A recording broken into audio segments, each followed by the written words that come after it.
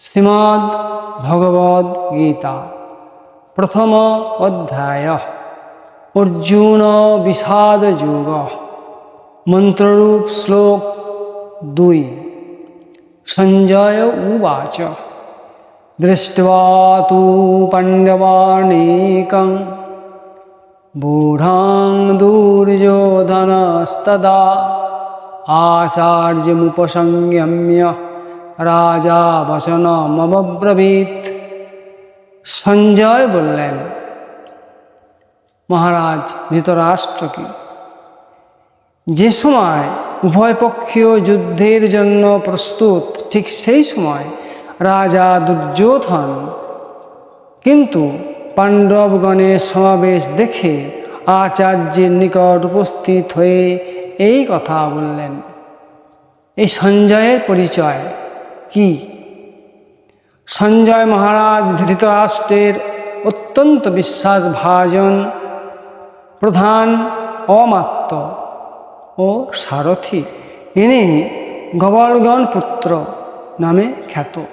এই সঞ্জয়ের পিতার নাম ছিল গবলগণ, জাতিতে সুত অর্থাৎ রথচালক।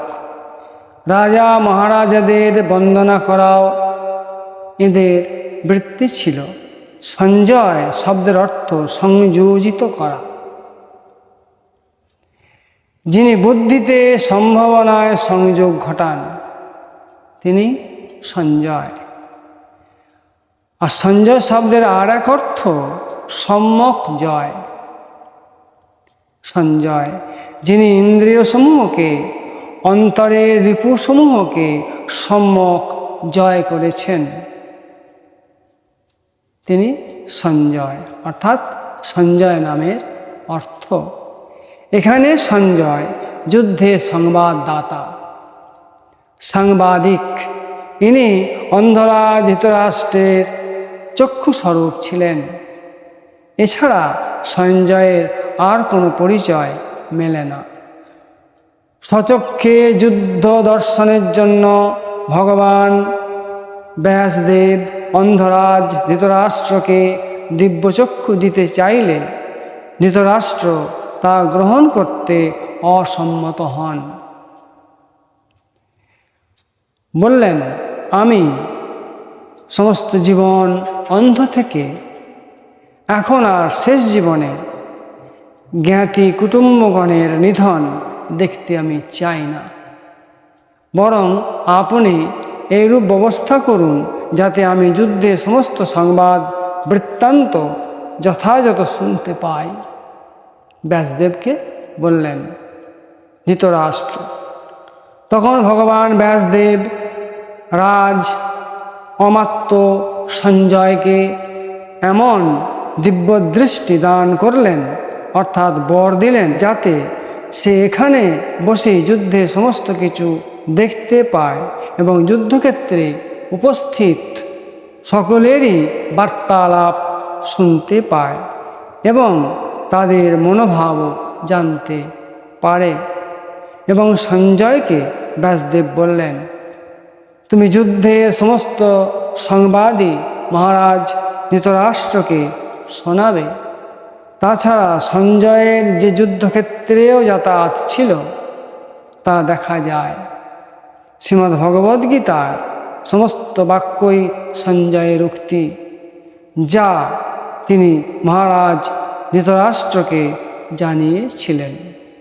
অতঃপর সঞ্জয় বললেন, যে সময়ে উভয় পক্ষীয় যুদ্ধের জন্য প্রস্তুত, ঠিক সেই সময় দুর্যোধন পাণ্ডব সৈন্যগণের সমাবেশ দেখে আচার্য অর্থাৎ অস্ত্রগুরু দ্রোণাচার্যের নিকট উপস্থিত হয়ে যেন ভয় পেয়ে তাকে উৎসাহিত করার জন্য বললেন। কে বললেন? আপনার পুত্র রাজা দুর্যোধন, যাকে আপনিও রাজারূপে দেখতে বাঞ্ছা করেন।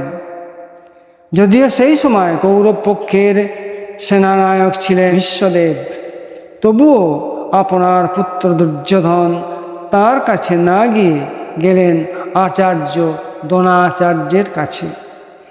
এতেই বোঝা যাচ্ছে ভীষ্মদেবের প্রতি দুর্যোধনের সম্পূর্ণ বিশ্বাস ও আস্থা ছিল না। যেহেতু তিনি পাণ্ডবগণেরও সম্মানিত পূর্বপুরুষ এবং সর্বাপেক্ষা বয়োবৃদ্ধ হওয়ায় সকলেরই যেন শ্রদ্ধার পাত্র ছিলেন এই ভীষ্মদেব, এবং পাণ্ডবগণের প্রতিও ইহার যথেষ্ট স্নেহ ছিল। তাছাড়া ভীষ্মদেব ছিলেন অত্যন্ত তেজস্বী ও গাম্ভীর্য সম্পন্ন ব্যক্তিত্ব। তাই পাপপ্রবঞ্চিত দুর্যোধন তার সম্মুখস্থ হতে সাহস করলেন না। অতএব তিনি নরম প্রকৃতির ব্রাহ্মণ আচার্য দ্রোণাচার্যের কাছেই গেলেন। আর প্রথমেই এর কাছে আসার আর এক কারণ এই যে এই সময় পাণ্ডব পক্ষে যিনি সেনানায়ক ছিলেন তিনি দ্রোণাচার্যের প্রবল শত্রু ধৃষ্টদ্যুম্ন। তিনি দ্রোণাচার্যকে হত্যা করতে প্রতিজ্ঞাবদ্ধ ছিলেন।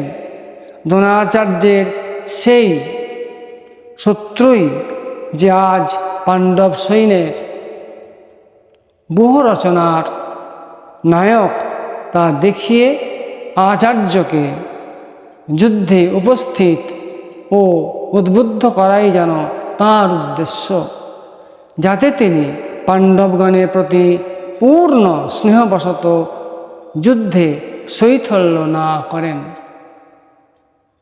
যেহেতু আপনাকে হত্যা করার বাসনা নেই, পাণ্ডবগণ এই ধৃষ্টদ্যুম্নকে এই যুদ্ধের সেনানায়ক করেছেন। অতঃপর মন্ত্ররূপ শ্লোক সংখ্যা ৩ পশ্যয়িতাং পাণ্ডপুত্রাৎ নামাচার্য মহিতাং চমম বূঢ়াং দ্বদপুত্রেণ তব শিষ্যেন ধীমতা। সমীক্ষা ব্যাখ্যা মীমাংসা। হে আচার্য দ্রোণ, দেখুন দেখুন পাণ্ডুপুত্রগণের কি বিশাল সৈন্য সমাবেশ। এই যে বহুটি দেখছেন তা রচিত হয়েছে আপনারই বুদ্ধিমান শিষ্য দ্রুপদপুত্র ধৃষ্টদ্যুম্ন কর্তৃক। এই ধৃষ্টদ্যুম্ন পাণ্ডব পত্নী দ্রৌপদীর ভ্রাতা, অতি বুদ্ধিমান।